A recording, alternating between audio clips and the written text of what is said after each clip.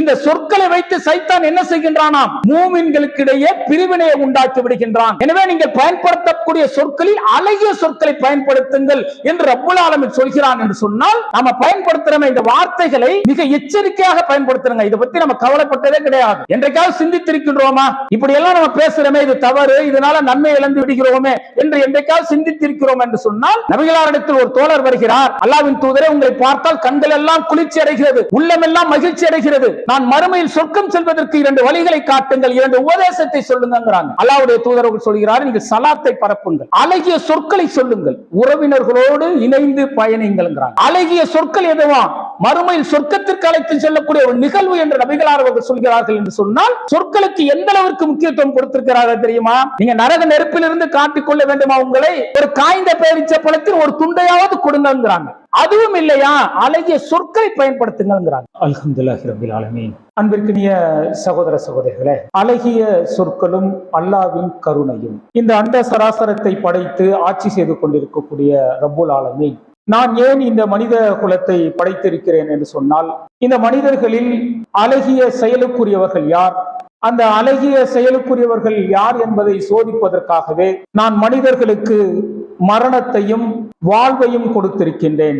இந்த மரணமும் வாழ்வும் அவங்களுக்கு கொடுக்கப்பட்டது எதற்கு என்று சொன்னால், அவர்களுடைய வாழ்வை யார் அழகியதாக மாற்றிக் கொள்கிறார் என்பதை பார்ப்பதற்காகவே நான் இதை கொடுத்திருக்கிறேன் என்று ரப்புல் ஆலமீன் சொல்கின்றான். அதே போல மற்றொரு இடத்தில் சொல்லும் பொழுது, யார் நம்பிக்கை கொண்டு நல்லறங்கள் செய்கிறார்களோ அவர்களுக்கு சொர்க்க சோலை என்று ரப்புல் ஆலமீன் சொல்கின்றான். அப்ப நம்பிக்கை கொண்டு நல்லறங்கள் என்று சொன்னால், படைத்த இறைவனை நம்பி, அவன் கொடுத்த வேதத்தை நம்பி, அவன் அனுப்பிய தூதரை நம்பி வாழ்வது மட்டும் வாழ்க்கை அல்ல. ஒரு மனிதன் பிறந்ததிலிருந்து மரணிக்கிற வரை அவனுடைய வாழ்க்கை முறைகள் எப்படி இருக்க வேண்டும் என்கின்ற அனைத்து வழிகாட்டுதலையும் படைத்த இறைவன் நமக்காக அனுப்பப்பட்ட தூதர் மூலம் கொடுத்திருக்கின்றான். அதனால்தான் ஆதம் அலைஹிஸ்ஸலாம் அவர்களை அல்லாஹ் தஆலா படைத்து பூமிக்கு அனுப்பும் போது சொல்கின்றான், இம்மா யாத்தி என்னக்கும் மின்னி ஹுதன் ஃபமன் தபியா ஹுதாயா ஃபலா ஹவுஃபுன் அலைஹிம் வலா ஹும் யஹ்ஸனூன். ஆகவே நீங்கள் பூமிக்கு இறங்கி விடுங்கள், இறங்கிய பிறகு நீங்கள் எப்படி வாழ வேண்டும் என்கின்ற அந்த நேர்வழி என்னிடத்திலிருந்து உங்களுக்கு வரும். அந்த நேர்வழியை நீங்கள் பின்பற்றும் காலமெல்லாம் கவலைப்பட மாட்டீர்கள், அச்சப்பட மாட்டீர்கள் என்று ரப்புல் ஆலமீன் சொல்லித்தான் நம்முடைய தந்தையான ஆதம் அலைஹிஸ்ஸலாம் அவர்களை அல்லாஹ் தஆலா என்ன செய்கிறான் என்று சொன்னால் பூமிக்கு அனுப்புகின்றான். அப்ப இந்த பூமியில் வாழக்கூடிய மனிதர்கள் மன இச்சைப்படி வாழ முடியுமா என்று சொன்னால் நிச்சயமாக வாழ முடியாது. குறிப்பாக மூமினாக இருக்கக்கூடியவர்கள் பிறந்ததிலிருந்து மரணிக்கிற வரை எப்படி வாழ வேண்டும் என்கின்ற அனைத்து வழிகாட்டுதலை படைத்த இறைவன் திருமறை என்கின்ற வேதத்தின் மூலமாகவும் அவன் அனுப்பிய அந்த தூதருடைய வாழ்க்கை நெறி மூலமாகவும் நமக்கு வழிகாட்டி இருக்கின்றான். ஒரு மனிதன் மரண நேரத்தில் அவனுடைய நாவுகள் என்ன உச்சரிக்க வேண்டும் என்பதை படைத்த இறைவன் சொல்கின்றான். வாழும் பொழுது அவனுடைய வாழ்க்கை முறைகளும் வணக்க வழிபாடுகளும் எப்படி இருக்க வேண்டும் என்பதை படைத்த இறைவன் சொல்கின்றான். அப்ப நம்ம வணக்க வழிபாடுகளில் ஆர்வம் காட்டக்கூடிய நாம், நோம்புகளில் ஆர்வம் காட்டக்கூடிய நாம், ஜக்காத்து போன்ற நற்காரியங்கள் செய்யக்கூடிய நாம் பயன்படுத்தக்கூடிய இந்த சொற்கள் இருக்கிறதே, இந்த சொற்கள் விஷயத்தில் நாம் எப்படி இருக்கிறோம் என்பதை நாம் சிந்தித்து பார்க்க வேண்டும். மனதில் தோன்றியதெல்லாம் ஒரு மனிதன் பேசிவிட முடியுமா என்று சொன்னால் நிச்சயமாக ஒரு மூமினாக இருக்கக்கூடியவன் பேச முடியாது என்கிறான் ரப்புல் ஆலமீன். உங்களுடைய வார்த்தைகள் இருக்கிறதே, அந்த வார்த்தைகள் உங்களுக்கு மறுமையில் நன்மையை தரக்கூடியதாக இருக்கிறது என்று இறைவன் சொல்கின்றான். அப்ப நம்ம பேசக்கூடிய வார்த்தைகள் இருக்குல்ல, இந்த வார்த்தைகளில் மிக எச்சரிக்கையாக நாம் பேசுகின்றோமே, இந்த பேச்சுக்கள் பிறருடைய மானத்தையும் அவருடைய மதிப்பையும் குறைக்கக்கூடியதாக இருக்கிறதா, அல்லது அவர்களுடைய உள்ளங்களை கிழிக்கக்கூடியதாக இருக்கிறதா? நான் பயன்படுத்தக்கூடிய வார்த்தை அவர்களுடைய உள்ளத்தில் வடுவை ஏற்படுத்துமா, அல்லது நமக்கு பிரிவினை ஏற்படுத்துமா என்பது போன்ற முன்னெச்சரிக்கையோடு மனிதன் என்ன செய்ய வேண்டும்? வார்த்தைகளை பயன்படுத்த வேண்டும் என்று ரப்புல் ஆலமீன் சொல்கின்றான். அதனால்தான் ரப்புல் ஆலமீன் திருமறையில் சொல்லும் பொழுது, ஒரு மூமின் எப்படி இருக்க வேண்டும் என்று சொன்னால், அவனுடைய சொற்கள் எப்படி இருக்க வேண்டும் என்று சொன்னால், இஸ்லாத்தின் பக்கம் மக்களை அழைக்கக்கூடியவனாகவும் அமல்களை அதிகம் செய்யக்கூடியவனாகவும், எவ்வளவு எதிர்ப்புகள் வந்தாலும் நான் முஸ்லிமாக இருக்கிறேன் என்று சொல்கின்றான், அவனை விட அழகிய சொற்களை சொன்னவன் யார் என்று ரப்புல் ஆலமீன் கேட்கின்றான். திருமறையில ஒரு மனிதன் எப்படி இருக்க வேண்டும், அவனுடைய சொற்கள் எப்படி இருக்க வேண்டும் என்பதை திருமறையில் எப்படி சொல்கிறான் என்றால், இஸ்லாத்தின் பக்கம் மக்களை அழைக்க வேண்டுமா, மறுமை வெற்றிக்காக அவன் அதிகம் அமல்களை செய்ய வேண்டும், நான் அல்லாஹ்வை மட்டுமே வணங்கக்கூடிய முஸ்லிமாக இருக்கிறேன் என்று எவன் சொல்கின்றானோ அவன் தான் அழகிய சொல்லை சொன்னவன் என்று ரப்பல் ஆலமீன் சொல்கின்றான். சொற்களுக்கு வரவிலக்கணம் எதுவா? மக்களை அழைப்பது, அமல்களை அதிகம் அதிகம் செய்வது.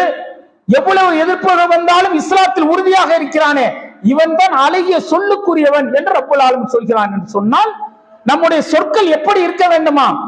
இஸ்லாத்தின் பக்கம் மக்களை அழைக்கக்கூடியவர்களாகவும், இஸ்லாத்தின் பக்கம் ஏகத்துவத்தின் பக்கம் மக்களை அழைக்கக்கூடியவர்களாகவும், மறுமை வெற்றிக்காக அதிகம் அதிகம் நன்மைகளை செய்யக்கூடியவர்களாகவும் இருக்க வேண்டும் என்று ரப்பல் ஆலமீன் இந்த திருமறையின் வசனத்தின் மூலம் ஒரு மூமினுடைய அந்த சொற்கள் எப்படி இருக்க வேண்டும் என்று சொல்கின்றானோ அதன்படி நம்முடைய வாழ்க்கையை நாம் வாழ்ந்திருக்கிறோமா? சிந்தித்து பாருங்கள். மூமினாக இருக்கக்கூடியவர்கள் ஆணாக இருந்தாலும் சரி, பெண்ணாக இருந்தாலும் சரி, அவன் படைத்த இறைவனை ஏற்றுக்கொண்டு, அவன் அனுப்பிய தூதரை ஏற்றுக்கொண்டு, அவனுக்கு கொடுத்த அந்த வேதத்தின்படி அவன் வாழ்வான் என்று சொன்னால், இந்த அழைப்பு பணியை, இந்த சொற்களை அவன் செய்ய வேண்டும். இஸ்லாத்தின் பக்கம் அழைக்கக்கூடிய அழகிய சொற்களை அவன் சொல்ல வேண்டும். அமல்களை அதிகம் அதிகம் வெற்றி பெறக்கூடிய அந்த அமல்களை அதிகம் அதிகம் அவனுடைய நாவுகள் உச்சரிக்க வேண்டும். எதிர்ப்புகள் வரும். இந்த ஏகத்துவத்தை சொல்லும் பொழுது எதிர்ப்புகள் வரும். நான் எவ்வளவு எதிர்ப்புகள் வந்தாலும் படைத்த ரப்பை மட்டுமே வணங்கக்கூடிய முஸ்லிமாக இருக்கிறேன் என்று அவன் சொல்ல வேண்டும் என்று ரப்பல் ஆலமீன் சொல்கிறான் என்று சொன்னால், நம்முடைய வாழ்க்கையில் எப்படி பிரதிபலிக்க வேண்டுமா? அழைப்பு பணி என்பது ஒவ்வொரு மூமின் மீதும் கடமையாக இருக்கிறது. அமல்கள் என்பது ஒவ்வொரு மூமின் மீதும் கடமையாக இருக்கிறது. எதிர்ப்புகள் வரும்பொழுது ஏகத்துவத்தில் நீங்கள் உறுதியாக இருக்க வேண்டும் என்பதையும் வலியுறுத்துகிறான் என்று சொன்னால், இந்த மார்க்கம் சொல்லக்கூடிய அழகிய சொற்கள் இது அழைப்பு பணியில் ஆர்வம் காட்ட வேண்டும். பிற மக்களுக்கு இஸ்லாத்தின் பக்கம் அழைப்பது, இணை வைக்கக்கூடிய மக்களிடத்தில் ஏகத்துவத்தை சொல்வது ஒரு மூமினுடைய கடமை என்று சொன்னால், நம்ம இந்த அழகிய சொற்களை பயன்படுத்துவது ஒரு மூமினின் கடமை என்கிறோம். நம்ம பயன்படுத்துறோம் இந்த சொற்கள். இந்த சொற்கள் மறுமையில் நமக்கு நன்மையை பெற்று தரக்கூடியதாக இருக்கிறது. நாம் பயன்படுத்தக்கூடிய அந்த வார்த்தைகள் இருக்கிறது, அந்த வார்த்தைகளை வானவர்கள் என்ன செய்கிறார்களாம்? இறைவனிடத்தில் ஒப்படைக்கிறார்களாம். அது மறுமையில் நமக்கு நரகத்திலிருந்து சொர்க்கத்திற்கு அழைத்து செல்லக்கூடிய ஒரு கேடயமாக இருக்கிறது என்று சொன்னால், அதை பயன்படுத்துவதற்கு நாம் தெரிந்து கொள்ள வேண்டும். ஆனா நம்ம எப்படிப்பட்ட சொற்களை பயன்படுத்துகின்றோம்? என்றைக்காவது சொற்களை பற்றி நாம் சிந்தித்து பார்த்திருக்கின்றோமா? காலையில் எழுகின்றோம், இரவு தூங்க செல்கின்றோம். அந்த தூங்கும் நேரம் வரை எவ்வளவு வார்த்தைகளை நாம் பேசி இருக்கின்றோம். இந்த வார்த்தைகள் எவ்வளவு அவதூறுகள், எவ்வளவு பொய்கள், எவ்வளவு புரட்டுகள், எவ்வளவு பிறரை மனம் புண்படக்கூடிய வார்த்தைகள், இதுவெல்லாம் நாம் சிந்தித்திருக்கின்றோமா? ஒரு புறம் பார்த்தீங்க அப்படின்னா வணக்க வழிபாடுகள் நன்மை ஈட்டுக் கொண்டிருப்போம். ஆனால் மறுபுறம் பார்த்தால் பிறரை பற்றி அவதூறு பேசுவது, பொய் பேசுவது, பிறரை பற்றி தப்பும் தவறுமாக பேசுவது, வந்த செய்தி உறுதிப்படுத்தாமல் பிறரிடத்தில் அந்த செய்திகளை பரப்புவது, இதுவெல்லாம் பார்த்தீங்க அப்படின்னா ஒரு புறம் நன்மை ஈட்டி மறுபுறம் நன்மை இழக்கக்கூடிய நிகழ்வாக இருப்பதை நம்மால் பார்க்க முடிகிறது. அப்ப இந்த வார்த்தைகள் இருக்குல்ல, இந்த வார்த்தைகள் மிக எச்சரிக்கையாக இருக்க வேண்டும். அல்லாஹ்வுடைய தூதர்கள் சொல்கிறார்கள், பேச்சு இருக்குல்ல, ஒரு மனிதனுடைய சொற்களும் அவனுடைய அந்த வெட்கமும் இருக்கிறது, அது ஈமானின் அம்சம்ங்கிறாங்க. குறைவான பேச்சும் வெட்கமும் இருக்கிறது, அது ஈமானின் அம்சங்கிறாங்க. குறைவாக பேச வேண்டும். நாம் பேசக்கூடிய பேச்சுக்கள் எப்படிப்பட்ட பாதிப்பை ஏற்படுத்தும் என்பதையெல்லாம் சிந்தித்து பார்த்து பேச வேண்டும். ஆனா அது இலகுவாக வராது. சில நேரங்களில் பாத்தீங்க அப்படின்னா என்ன பேசுகிறோம் என்பதே தெரியாமல் பேசி விடுவோம். இன்றைக்கெல்லாம் நம்ம பார்க்கிறோமாங்க, இன்றைக்கு பல நண்பர்கள், பல நெருங்கிய உறவினர்கள் இருந்திருப்பார்கள், பகைமை பாராட்டி கொண்டிருக்கின்றோம். என்ன காரணம்? பயன்படுத்தக்கூடிய சொற்கள் இருக்கிறது இல்ல, இந்த சொற்களில் தான் இந்த பிரிவினைகள் ஏற்பட்டிருக்கும். என்னை பற்றி தப்பு தவறுமா பேசியிருப்பாரு, நான் இல்லாத போது அவதூறு பேசியிருப்பாரு, என்னை பற்றி பிற இடத்தில் புறமாக பேசியிருப்பார். இந்த பேச்சுக்கள் என்ன ஆகும் என்று சொன்னால், பல ஆண்டுகால நட்புகள், பல ஆண்டுகால உறவினர்களாக இருந்திருப்பார்கள், நெருக்க உறவினராக இருந்திருப்பார்கள். என்னை எல்லாம் இப்படி பேசிட்டார, என்னை இப்படி சொல்லிட்டார, அவருடைய முகத்தில் கூட முழிக்க மாட்டேன் என்று சொல்லக்கூடிய அளவிற்கு இன்றைக்கு மனிதர்களில் இருப்பதை நாம் பார்க்கிறோம். இதுக்கு எது காரணம் என்று சொன்னால், நாம் பயன்படுத்தக்கூடிய சொற்கள் தான். அதுதான் அல்லாஹ் தஆலா சொல்றான், நபியே என்னுடைய அடியார்களிடத்தில் சொல்லுங்கள், அழகிய சொற்களை சொல்லுங்கள் என்று சொல்கிறான் ரப்புல் ஆலமீன். தன்னுடைய அடியார்கள் என்ன சொல்லுமா? அழகிய சொற்களைத்தான் பயன்படுத்த வேண்டுமா? இந்த சொற்களை வைத்து சைத்தான் என்ன செய்கின்றானாம்? மூமின்களுக்கிடையே பிரிவினையை உண்டாக்கி விடுகின்றான். எனவே நீங்கள் பயன்படுத்தக்கூடிய சொற்களில் அழகிய சொற்களை பயன்படுத்துங்கள் என்று ரப்புல் ஆலமீன் சொல்கிறான் என்று சொன்னால், நாம பயன்படுத்துற இந்த வார்த்தைகளை மிக எச்சரிக்கையாக பயன்படுத்துறங்க. இதை பத்தி நம்ம கவலைப்பட்டதே கிடையாது. என்றைக்காவது சிந்தித்திருக்கின்றோமா? இப்படி எல்லாம் நம்ம பேசுறோமே, இது தவறு, இதனால நன்மை இழந்து விடுகிறோமே என்று என்றைக்காவது சிந்தித்திருக்கிறோம் என்று சொன்னால், என்றைக்குமே சிந்தித்தது கிடையாது. அதனுடைய விளைவுகளை நாம் என்றைக்குமே சிந்தித்து பார்த்தது கிடையாது. நபிகளாரிடத்தில் ஒரு தோழர் வருகிறார். அல்லாஹ்வின் தூதரே, உங்களை பார்த்தால் கண்கள் எல்லாம் குளிர்ச்சி அடைகிறது, உள்ளமெல்லாம் மகிழ்ச்சி அடைகிறது. நான் மறுமையில் சொர்க்கம் செல்வதற்கு 2 வழிகளை காட்டுங்கள், 2 உபதேசத்தை சொல்லுங்கிறாங்க. அல்லாஹ்வுடைய தூதர் சொல்கிறார், நீங்கள் சலாத்தை பரப்புங்கள், அழகிய சொற்களை சொல்லுங்கள், உறவினர்களோடு இணைந்து பயணிங்கள்ங்கிறாங்க. அழகிய சொற்கள் எதுவா? மறுமையில் சொர்க்கத்திற்கு அழைத்து செல்லக்கூடிய ஒரு நிகழ்வு என்று நபிகளார் அவர்கள் சொல்கிறார்கள். என்று சொன்னால் சொற்களுக்கு எந்த அளவிற்கு முக்கியத்துவம் கொடுத்திருக்கிறார்கள் தெரியுமா? நீங்க நரக நெருப்பிலிருந்து காட்டிக்கொள்ள வேண்டுமா உங்களை? ஒரு காய்ந்த பேரிச்ச பழத்தில் ஒரு துண்டையாவது கொடுங்கிறாங்க.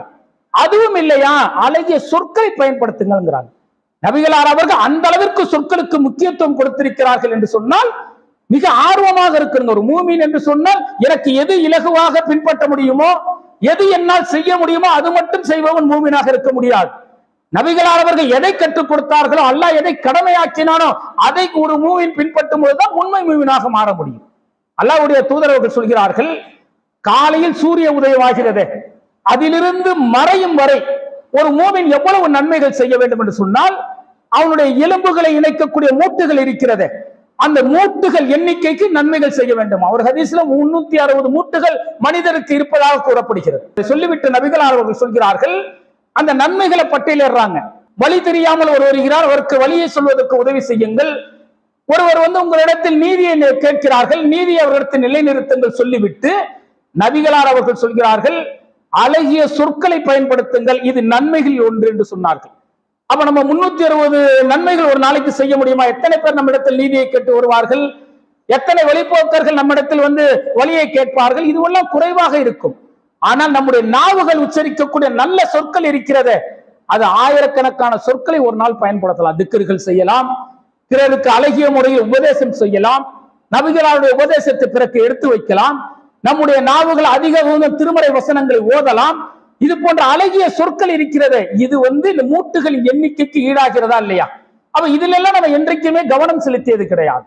ஆனால் ஒவ்வொரு மனிதனும் தன்னுடைய வாழ்க்கையில் கவனிக்க வேண்டிய விஷயம் எதுவென்று சொன்னால், இந்த அழகிய வார்த்தை இருக்குல்ல, அழகிய சொற்கள் இருக்குல்ல, இந்த அழகிய சொற்கள் தான் இஸ்லாத்தின் பக்கம் மக்களை ஈர்க்கக்கூடியதாகவும் இஸ்லாத்தின் பக்கம் மக்களை அழைக்கக்கூடியதாகவும் இருக்கிறது. நாம் செய்யக்கூடிய உபதேசம் இருக்குங்க, அந்த திருமறை வசனங்களை முன்னோக்கி திருமறை வசனங்களை முன்னிறுத்தி பேசக்கூடிய அந்த வார்த்தைகள் இருக்கிறது, அந்த வார்த்தைகள் உள்ளங்களை சிந்திக்க செய்துவிடும். அந்த சிந்தனை என்ன செய்யும் என்று சொன்னால், மக்களை நேர்வழியின் பக்கம் அழைத்து வந்துவிடும். நபிகளார் அவர்கள் அந்த மக்களிடத்தில் இரவு பகல் பாராமல் பிரச்சாரம் செய்கிறார்கள். ஆனால் அல்லாஹ்வுடைய தூதரை அந்த மக்கள் என்ன செய்தார்கள்? சொல்ல முடியாத துயரத்துக்கு ஆளாக்கினார்கள். ஆனா அல்லாஹ்வுடைய தூதர் அவர்கள் கொஞ்சமும் கவலைப்படல. அல்லாஹ்விடத்தில் தான் கையேந்தி பிரார்த்தனை செய்தார்கள் தவிர அந்த மக்களிடத்தில் வருத்தப்படவில்லை. ஆனா அல்லாஹ்வுடைய வசனத்தை அவர்களிடத்தில் அழகிய முறையில் எடுத்து வைத்தார்கள். கைஃப தக்ஃபுரூன பில்லாஹி வ குன்தும் அம்வாத்துன் அஹ்யாக்கும் சும்ம யுமீத்துகும் சும்ம யுஹ்யிக்கும் சும்ம இலைஹி துர்ஜஊன். எப்படி படைத்த ரப்பை நீங்கள் மறுக்கிறீர்கள்? அவன் தானே உங்களுக்கு உயிரை கொடுத்தான், அவன் தானே உங்களை மரணமடைய செய்வான், அவன் தானே மீண்டும் உங்களுக்கு உயிர் கொடுத்த அந்த மகசர் மைதானத்தில் நிறுத்தி விசாரிப்பான். அந்த நாளை நீங்கள் மறந்து விட்டீர்களா? நபிகளார் அவர்கள் அந்த அழகிய திருமறை வசனங்களை அவர்களிடத்தில் சொல்கிறார்கள். உள்ளங்கள் எல்லாம் நடுநடுங்கியது. அந்த தோழர்களுக்கு உள்ளங்கள் எல்லாம் நடுநடுங்கி இறை தூதரத்தில் ஓடோடி வந்தார்கள். நாங்கள் செய்த பாவங்களை எல்லாம் இறைவன் மன்னிப்பானா? எங்களுக்கு மறுமையில் வெற்றி கிடைக்குமா? நாங்கள் படைத்த இறைவனை ஏற்றுக்கொள்கின்றோம், உங்களை தூதராக ஏற்றுக்கொள்கிறோம் என்று ஒரு கூட்டமே வந்தது என்று சொன்னால், எப்படி அந்த அன்பு மாறியது, எப்படி அவர்களிடத்தில் இந்த மார்க்கம் பதிந்தது என்று சொன்னால், நபிகளாருடைய அந்த அழகிய உபதேசம் தான், அழகிய சொற்களால் சொல்லப்பட்ட அந்த உபதேசம் தான். அந்த உபதேசம் தான் எதிரியை கூட என்ன செய்தது? நண்பர்களாக மாற்றியது. அந்த வார்த்தைகளை மிக எச்சரிக்கையாக இருக்கணுங்க. நபிகளார் அவர்கள் பள்ளியில் அமர்ந்திருக்கிறார்கள். ஒரு நபர் சிறுநீர் கழித்துக் கொண்டிருக்கிறார். அவர் இறுதி வரை சிறுநீர் கழித்து முடித்த பிறகு நபிகளார் அவர்கள் என்ன செஞ்சார்கள் தெரியுமா? அந்த மனிதரை அழைத்து, இது நாங்கள் வணங்கக்கூடிய பள்ளிவாசல், இங்கு திருமறை ஓதக்கூடிய ஒரு இடம், இந்த இடத்தில் சிறுநீரை கழிக்காதீர்கள் என்று சொன்னார்கள். அதற்கு அந்த நபர் சொன்ன பதில் என்ன தெரியுமா? இனி நான் என்னுடைய வாழ்க்கையில் நான் ஒருபோதும் உங்களுக்கு எதிராக போர் வாள் தூக்க மாட்டேன், வாள் ஏந்தி நிற்க மாட்டேன், போர் செய்ய மாட்டேன் என்று சொல்கின்றார். எதிரிதான், எதிரின்னு தெரிஞ்சுதானே அந்த ஆளை என்ன செய்கின்றார்? நான் அல்லாஹ்வுடைய ஆலயத்தில் சிறுநீர் கழிக்கிறார். அவரிடத்தில் அல்லாஹ்வுடைய தூதர் அவர்கள் கோபப்பட்டிருந்தால் அந்த நபர் என்ன செய்திருப்பார்? விரண்டோடி இருப்பார், அல்லது இந்த மார்க்கத்தின் பக்கமே வராமல் சென்று இருப்பார். ஆனா அல்லாஹ்வுடைய தூதர் அவரிடத்திலும் அன்பாக பரிவாக அழகிய வார்த்தையை பயன்படுத்தியதன் விளைவு என்ன ஆச்சு?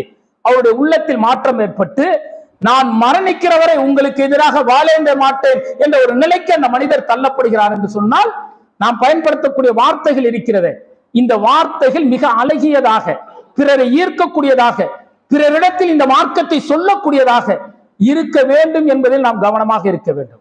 இந்த உலகம் என்பது அற்பமானதுங்க. இந்த உலகம் அற்பத்திலும் அற்பங்கிறார் ரப்புல் ஆலமீன். நீங்கள் எவ்வளவுதான் செல்வத்தை ஈட்டினாலும் அல்லாஹ் தஆலா கடமையாக்கிய விஷயத்தை நீங்கள் செய்யவில்லை என்று சொன்னால் மறுமையில் கை சேதப்பட்டு நிற்க வேண்டிய நிலைக்கு நாம் தள்ளப்படுவோம். அப்ப நம்ம என்ன செய்ய வேண்டும்? நம்முடைய நாவுகளால் நம் மீது கடமையாக்கப்பட்ட அழகிய சொற்கள் மூலம் அந்த அழைப்பு பணியை செய்வது ஒவ்வொரு மூமினுடைய கடமையாக இருக்கிறது. அபூ ஹுரைரா அவர்கள் அல்லாஹ்வுடைய தூதருடைய நபிமொழியை அதிகம் அறிவித்த ஒரு நபித்தோழர். நபிகள் அவர்கள் மரணித்த பிறகு தன்னுடைய தோழர்களிடத்தில் கோபித்துக் கொண்டு செல்கிறார். நான் இனி ஒருபோதும் பிரச்சாரம் செய்ய மாட்டேன் என வீட்டிற்கு சென்ற அபூ ஹுரைரா அவர்கள் என்ன செய்கிறார்கள்? மீண்டும் ஓடோடி வருகிறார்கள். ஓடோடி வந்து என்ன செய்கிறார்? மீண்டும் அந்த மக்களிடத்தில் அல்லாஹ் தஆலா இதை சொல்கின்றான். அல்லாஹ் தஆலா நரகத்தை பற்றி எச்சரிக்கை சொல்கின்றான், சொர்க்கத்தை இப்படி வைத்திருக்கின்றான், தொழுவுங்கள், இணை வைக்காதீர்கள், பிரச்சாரம் செய்து கொண்டிருக்கிறார். தோழர்கள்லாம் வந்து கேட்கிறாங்க, அபூ ஹுரைராவே, நம்ம இடத்தில் கோபித்து சென்றீர்களே, எதற்காக நீங்கள் மீண்டும் வந்து இந்த பிரச்சாரத்தை செய்கிறீர்கள், என்ன காரணம் என்று கேட்டார்கள். அப்போது அபூ ஹுரைரா அவர்கள் என்ன சொன்னார்கள் தெரியுமா? அந்த எண்ணத்தோடு தான் நான் வீட்டிற்கு சென்றேன். ஆனால் சென்ற பிறகு எனக்கு ஒரு திருமறை வசனம் ஞாபகத்திற்கு வந்தது. அந்த திருமறை வசனம் என்னுடைய உள்ளத்தில் நடுக்கத்தை ஏற்படுத்தி மறுமையில் அல்லாஹ்விடத்தில் கை சேதப்பட்டு நிற்க வேண்டுமே என்கின்ற அந்த பதில் அந்த அச்சத்தை ஏற்படுத்தியது. அதனால் ஓடோடி வந்து இந்த பிரச்சாரத்தை செய்கிறேன் என்று சொன்னார். என்ன வசனமா? என்னுடைய அத்தாட்சியும் என்னுடைய நேர்வழியையும் இந்த திருமறையின் மூலம் தெரிந்து கொண்ட மக்களே, அதை பிற மக்களிடத்தில் நீங்கள் சொல்லவில்லை என்று சொன்னால் நான் உங்கள் மீது கோபப்படுகிறேன் என்று சொல்லக்கூடிய ரப்புல் ஆலமீன், நான் மட்டும் உங்கள் மீது கோபப்படவில்லை, என்னால் படைக்கப்பட்ட கோடான கோடி வானவர்கள் உங்களை சபிக்கிறார்கள் என்று ரப்புல் ஆலமீன் சொல்லக்கூடிய அந்த வசனம் அபூ ஹுரைரா அவர்களுக்கு நடுக்கத்தை ஏற்படுத்தியதாம். ஓடோடி வந்து மீண்டும் பிரச்சாரம் செய்தார் என்று சொன்னால் என்ன காரணம்? இந்த இறை வசனத்தின் மீது அவருக்கு இருந்த நாட்டம். இறைவன் அழைப்பு பணி என்கின்ற அந்த சொற்களை பிறரிடத்தில் சொல்கின்றானே, அந்த அழைப்பு பணியின் அவர் மீது இருந்த அந்த ஆர்வம் தான் மீண்டும் சொல்ல சொன்னது. நாமும் திருமுறையோடு தொடர்பில் இருக்கிறோம்ல, இது போன்ற வசனங்கள் நம்முடைய உள்ளத்தில் மாற்றத்தை ஏற்படுத்தி இருக்கிறதா? இந்த திருமறை வசனங்களை எல்லாம் நாம் அழகிய சொற்களாக அவரிடத்தில் சொல்லி உள்ளத்தை ஈர்க்கக்கூடிய பணிகளை நாம் செய்திருக்கிறோமா என்பதை நாம் சிந்தித்து பார்க்க வேண்டும். ஆனால் நம்முடைய உள்ளத்தில் என்ன சிந்தனை வருகிறது என்று சொன்னால், இந்த உலகத்தில் இருக்கக்கூடிய அகந்தை அல்லது இந்த உலகத்தில் இருக்கக்கூடிய பெருமை புகழுக்கு மனிதன் என்ன செய்கின்றான்? அடிமையாகி விடுகின்றான். அவனை அறியாமலே தன்னை அதில் வந்து என்ன செய்கின்றான்? அதில் வந்து இணைத்து விடுகின்றான். இதனால் அவனுடைய நாவுகள் என்ன ஆகிறது என்று சொன்னால், இறைவனை முன்னிறுத்தாத நிகழ்வுகள் ஏற்பட்டு விடுகிறது. தான் செய்யக்கூடிய எந்த நிகழ்வாக இருந்தாலும் சரி, அது வாழ்க்கையாக இருக்கட்டும், வணக்க வழிபாடாக இருந்தாலும் சரி, அல்லது செல்வத்தை ஈட்டுவதாக இருக்கட்டும், பெயர் ஈட்டுவதாக இருக்கட்டும், படிப்பாக இருக்கட்டும், எந்தவித அருட்செல்வம் பொருட்செல்வம் எதுவாக இருக்கட்டும், தான் என்கின்ற அந்த அகந்தை மனிதனிடத்தில் வந்து விடுகின்றது. இந்த தான் என்கின்ற அகந்தை இருக்குல்ல, நான் தான் செய்தேன், என்னால் தான் நடந்தது, நான் இல்லை என்றால் நடக்காது என்கின்ற இந்த நான், என்னால், நான் தான் செய்தேன் போன்ற இந்த தான் என்கின்ற சொற்கள் இருக்கிறது. இது அல்லாஹ்விடத்தில் மிகப்பெரிய கோபத்தை ஏற்படுத்தக்கூடிய ஒரு நிகழ்வு என்று நபிகள் அவர்கள் எச்சரிக்கிறார்கள். மூசா அலைஹிஸ்ஸலாம் அவர்கள் என்ன செய்கிறார்கள்? தன்னுடைய தோழரோடு பேசிக் கொண்டிருக்கிறார்கள். தோழர்கள் எல்லாம் அருகில் அமர்ந்திருக்கிறார்கள். அப்ப தோழர்கள் எல்லாம் கேட்கிறாங்க, மூசாவே, இந்த உலகத்தில் எல்லாவற்றையும் அறிந்தவன் யார் என்று கேட்கிறார்கள். அப்ப மூசா அலைஹிஸ்ஸலாம் அவர்கள் என்ன சொல்கிறார்கள்? எல்லாவற்றையும் அறிந்தவன் நான் தான் என்று சொல்லிவிடுகிறார்கள். அல்லாஹ் தஆலா மிக கடுமையாக கோபப்படுகின்றானாம். மூசா அலைஹிஸ்ஸலாம் அழைத்து, நீர்தான் எல்லாவற்றையும் அறிந்தவரோ 2 கடல்கள் சங்கமிக்கக்கூடிய இடத்திற்கு செல்லுங்கள் என்று மூசா அலைஹிஸ்ஸலாம் அவர்களை அல்லாஹ் தஆலா அனுப்பி வைக்கின்றான். 2 கடல்கள் சங்கமிக்கக்கூடிய இடத்திற்கு மூசா அலைஹிஸ்ஸலாம் அவர்கள் செல்கிறார்கள். அங்க கலீல் அலைஹிஸ்ஸலாம் அவர்கள் நிற்கிறாங்க. அவரை பார்த்த பிறகு அவர் மூசா அலைஹிஸ்ஸலாம் அவர்கள் அழைத்து சொல்கிறார். இருவரும் அங்கு அந்த கடற்கரையின் ஓரத்தில் அமர்ந்து நிற்கிறார்கள். அந்த கலீல் அலைஹிஸ்ஸலாம் அவர்கள் மூசா அலைஹிஸ்ஸலாம் எப்படி பாடம் நடத்துறாங்க தெரியுமா? மூசாவே, அதோ நிற்கிறது கப்பல், கடற்கரை ஓரத்தில் நிற்கிறாங்க. அந்த கப்பல் மீது ஒரு சிட்டுக்குருவி அமர்ந்திருக்கிறது. கலீல் அலைஹிஸ்ஸலாம் சொல்றாங்க, மூசாவே, அந்த கப்பல் மீது ஒரு சிட்டுக்குருவி அமர்ந்திருக்குல்ல, அந்த சிட்டுக்குருவி என்ன செய்கிறது என்பதை உற்று நோக்குங்கிறாங்க. மூசா அலைஹிஸ்ஸலாம் அவர்கள் அந்த சிட்டுக்குருவியை பார்க்கிறார்கள். அந்த சிட்டுக்குருவி என்ன செய்கிறது? ஒவ்வொரு முறையும் அலை வரும் பொழுது தன்னுடைய அந்த சிறிய அலைகினால் அந்த தண்ணீரை கொத்தி கொத்தி பருகி கொண்டிருக்கிறது. கலீல் அலைஹிஸ்ஸலாம் மூசா அலைஹிஸ்ஸலாம் கூப்பிட்டு கேட்கிறாங்க, அது என்ன செய்தது என்று. அது என்ன ரொம்ப சிறிய அழகினால் அந்த நீரை கொத்தி கொத்தி பருகியதுங்கிறாங்க. அது எவ்வளவு நீரை பருகி இருக்கும்னு கேட்கிறாங்க. அது ரொம்ப சொற்பமான நீரை தானே பருகி இருக்கும் என்று மூசா அலைஹிஸ்ஸலாம் அவர்கள் சொல்கிறார்கள். கலீல் அலைஹிஸ்ஸலாம் அவர்கள் சொல்கிறார்கள், நீனும் நானும் கற்றுக்கொண்டது எவ்வளவு தெரியுமா? அந்த சிட்டுக்குருவி எவ்வளவு நீரை அருகியதோ அதுதான் நீனும் நானும் கற்றுக்கொண்டது. கல்லாதது எவ்வளவு தெரியுமா? இந்த கடல் அளவுக்கு இருக்கிறது. இதை கற்றவன் யார் என்று சொன்னால் படைத்த ரப்பு தான். நான் என்கின்ற அகந்தை இருக்கிறதே, அது வரக்கூடாது என்று மூசா அலைஹிஸ்ஸலாம் அவர்களுக்கு இறைவன் பாடம் நடத்திய சம்பவத்தை நபிகளார் அவர்கள் சொல்கிறார்கள் என்று சொன்னால், நம்முடைய நாவுகள்ல பாத்தீங்கன்னா, நான் என்னால் தான் நடந்தது, நான் தான் செய்தேன், நான் இல்லை என்றால் நடக்காது, நான் என்னால் தான் உருவானது, நான் தான் செய்தேன் என்கின்ற நான் என்கின்ற அகந்தை இருக்கிறதே, சொற்கள் இருக்கிறதே, இது நன்மை இழக்கக்கூடியதாகவும், மறுமையில பாத்தீங்க அப்படின்னா நமக்கு நன்மையை இழந்து நரகத்திற்கு அழைத்து செல்லக்கூடிய ஒரு நிகழ்வாக இருக்கிறது என்று சொன்னால், சொற்களில் மிக எச்சரிக்கையாக இருக்கணுங்க. நாம் பயன்படுத்தக்கூடிய சொற்கள் மறுமையில் நமக்கு வெற்றியை தரக்கூடியதாக இருக்க வேண்டும். சொற்கள் என்பது சுவரில் அடித்த பந்து போல, நாம் என்ன அடிக்கிறோமோ அது திரும்ப வரும். அதுபோல நபிகளாட்ட ஒரு தோழர் கேட்கிறார், என்னுடைய தாயை நான் ஏசுவதற்கு காரணமாக இருப்பேன், நான் ஏசுவேன் நான் கேட்கிறான். ஆமாம், நீதான் ஏசுவாய் என்று சொல்லிவிட்டு நபிகளார் அவர்கள் சொல்கிறார்கள், நீ பிறருடைய தாயை ஏசுவாய், நீ ஏசுவதால் உன் தாயை அவன் ஏசுவான், இதற்கு உன்னுடைய சொற்கள், நீ பேசிய பேச்சு காரணம் என்று சொன்னார்கள். நபிகளாட்ட இன்னொரு தோழர் வந்து கேட்கிறார், அல்லாஹ்வின் தூதரே, என்னுடைய நாவினால் நான் நரகத்திற்கு செல்வேனா? நிச்சயமாக நீ செய்த, நீ பார்த்து பேசிய அத்தனை பேச்சுக்களும் மறுமையில் கொண்டு வரப்படும்.